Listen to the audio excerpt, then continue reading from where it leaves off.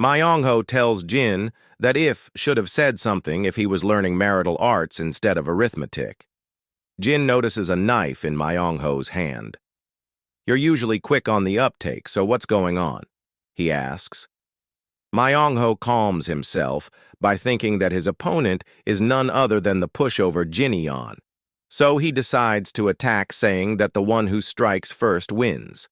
But mere moments later, he realizes that he was delusional since he takes the first hit and gets beaten up here and there.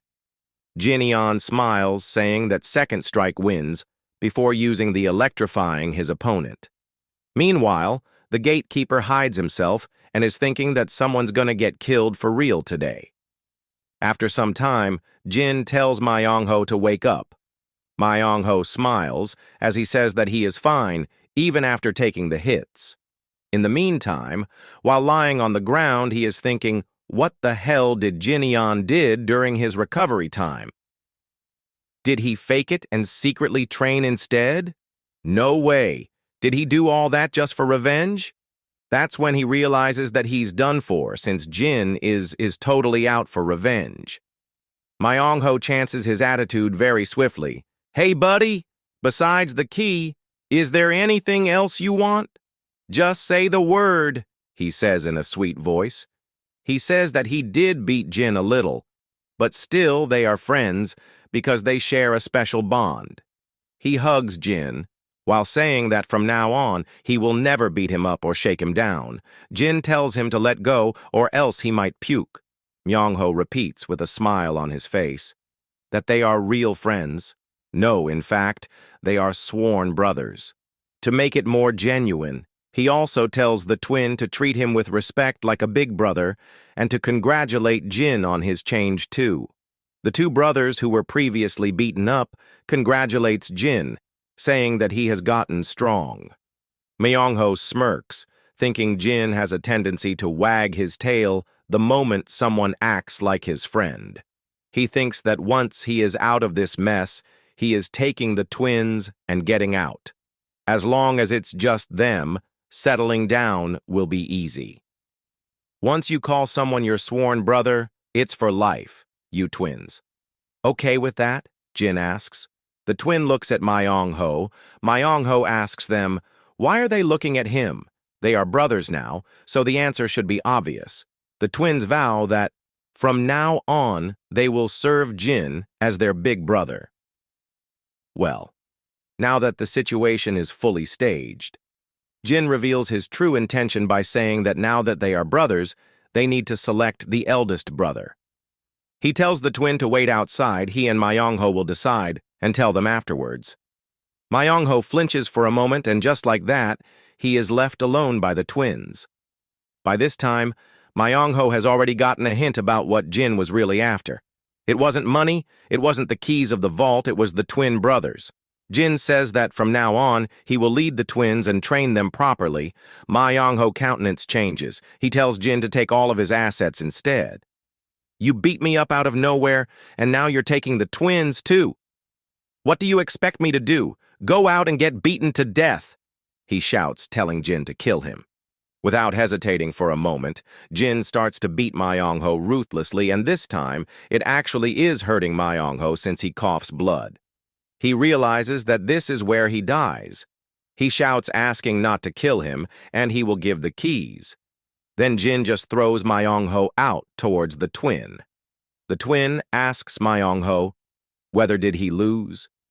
Myongho replies that he lost, so from now on, they should serve Jinyeon as their big brother. He feels so embarrassed saying that he could cry. He thinks that the twins are probably better off in a place like Galaxy Merchant Guild, also known as Yuna Merchant Group, than in a dump like this gambling den. But he has grown attached to them since they followed only him all this time. Some tears comes out of his eyes, but it quickly gets dry as the twin brothers accepted the outcome without hesitating. Myongho calls them heartless. After that, as he comes out of the den, he gets ambushed by many people because he now doesn't have the brothers to protect him. Myongho has already accepted his fate. He tells them to come at him with everything they have got. This time, he is certain that he's gonna die. But to his surprise, The ones who were coming at him gets blown away as if along the wind. In that moment, Jin shows up. He tells the people that they couldn't look Myung-ho in the eyes before. Now they are ambushing him just because he got betrayed. He says that if someone wants to kill Myung-ho, then they have to go through him. Myung-ho quickly gets out because he can't stand that Jin is acting cool now.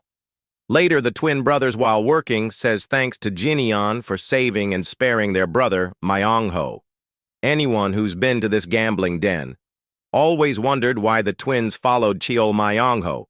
Some said they were sold here as slaves, others said they followed him out of fear. Even Jin, by Seoul the Fist King, used to think that, but now he has realized that they weren't sold as slaves, and it wasn't out of fear either. He says that even in a second life, reading people's hearts is still hard. Meanwhile, from the back, a mysterious person is shocked to see that Lee Jin had changed this much. With this, Galaxy Merchant Guild has acquired 2 new workers, and they are massive. At Galaxy Merchant Guild, Jaeon nags that ever since Jin came back, there hasn't been a single peaceful day. Just the other day, he brought back a ton of money out of nowhere, and now he's dragging in 2 big guys. Suddenly, he hears galloping of horses. Hwa-yeon handles all these jobs, foreseeing goods and other stuffs. He tells the workers to leave the cart over there and to be careful with the things since there are important goods inside. Meanwhile, Jaeon is mesmerized seeing the quality of the elixirs.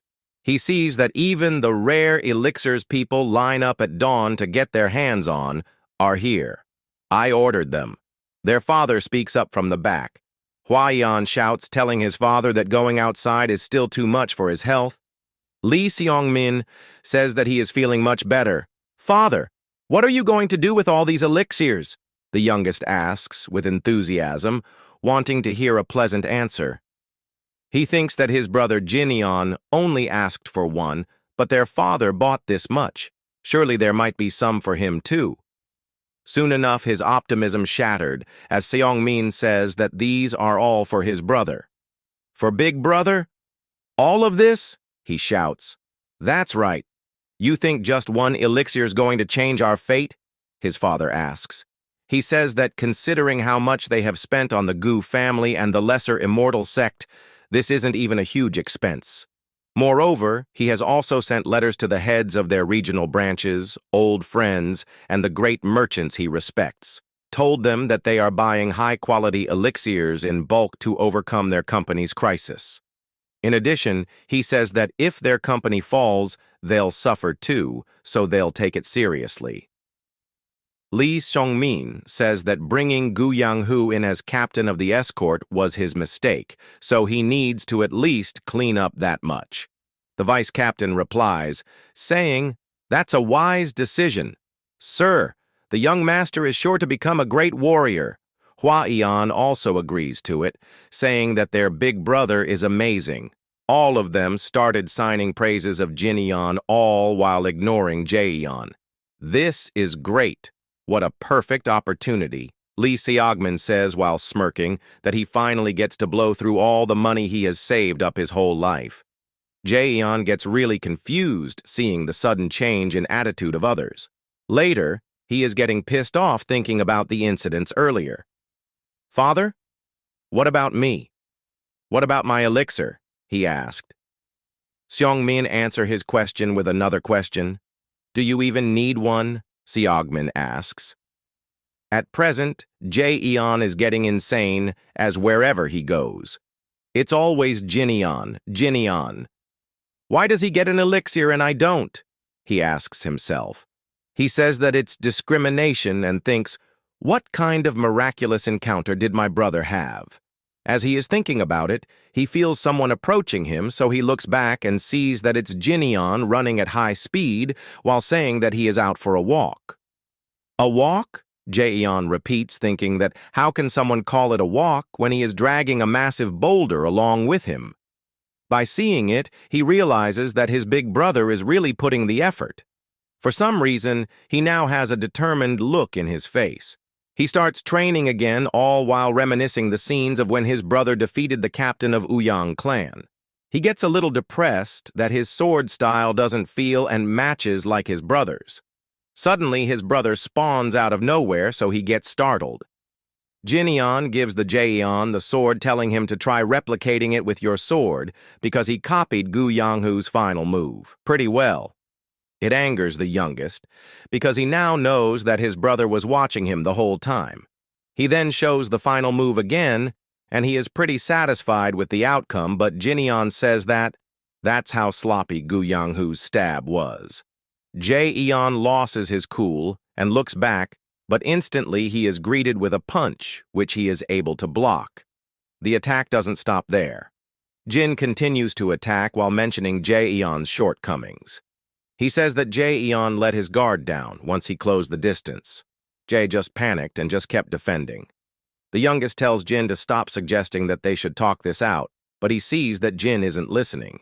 He then thinks that screw it, whatever happens, he should just try beating Jin. So, he charges straight at his opponent, but he sees that Jin has disappeared right in front of him. Jin snicks in from the back, saying that when people lose control and get backed into a corner, they tend to pull of their best move. With this, their cute little sparring ended. Jae-eon feels that he almost died once. Jin explains that stabbing has a lower hit rate than slashing. Plus, Gu Yanghu's move, the threefold transformation sword, was a one-strike kill technique. He had no choice but to be cautious with his thrust, and if he can move faster than that split second, the outcome's already decided. Honestly, the Fist King from his past life wouldn't have even given a guy like Gu Yanghu, previously known as the captain of Ouyang clan, the time to draw his sword. But now, his current body doesn't even have half the strength it did in his Fist King days. So there's no way he can be satisfied with defeating someone like Gu Yanghu. Not to mention that even he, the Fist King, failed to surpass some people. He had decides that this won't do. He has to become stronger than ever before, beyond comparison. One of the maid informs Jin that he has a visitor. Jin leaves the fighting areas after flicking Jae-eon's forehead.